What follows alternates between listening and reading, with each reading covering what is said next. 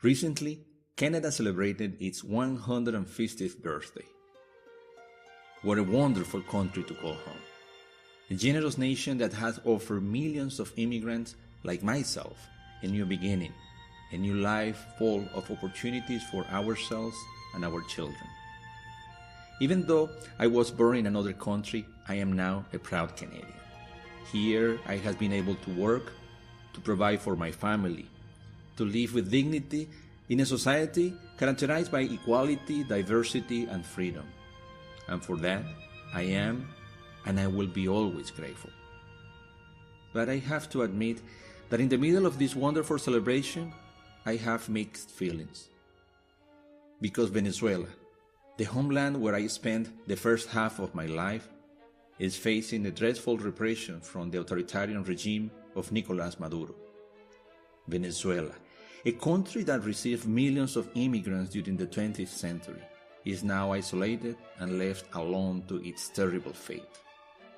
So, I respectfully would like to send this message to our Prime Minister, Justin Trudeau. Please, Mr. Prime Minister, do not turn a blind eye on the Venezuelan crisis. The brave Venezuelans are protesting on the streets because they don't have access to food or medicines. Thousands of children have died of malnutrition or from diseases easily preventable or treatable. Venezuela has by far the worst crime rate in the continent.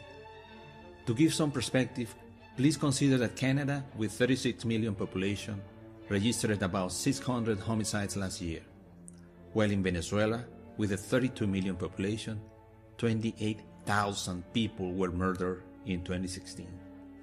This is largely due to Maduro's close connection with drug cartels and terrorist groups. He has armed paramilitary groups to support his regime. These criminals will do any dirty job for Maduro, and in return, his regime allows them to commit crimes with impunity. The ongoing protests in Venezuela started in early April this year, after the Supreme Court, controlled by Maduro, tried to dissolve the Congress. Since then, almost 100 people have been killed by Maduro's National Guards, by the National Police Forces, or by the pro-government paramilitary groups. Most of the victims have been young students, like Luis Alviares, the 17 years old who was shot in his chest, or Fabian Urbina, also 17 and also shot in his chest. How many more have to sacrifice their lives before democratic countries like Canada take a strong stand in front of Maduro's barbaric regime? Canada was one of the 20 countries that voted in favor of applying the Democratic Charter in the Organization of American States. I am proud of that. However, other countries have gone the extra mile in using their diplomatic tools to help Venezuela, and in denouncing Maduro's regime as a serious threat to the democratic order in our hemisphere. And while others have imposed sanctions to high officers from Maduro's authoritarian regime, Canada has not. Declarations and action from Canadian government regarding Venezuelan crisis has been extremely shy, to say the least. And this is why I would like to respectfully ask you.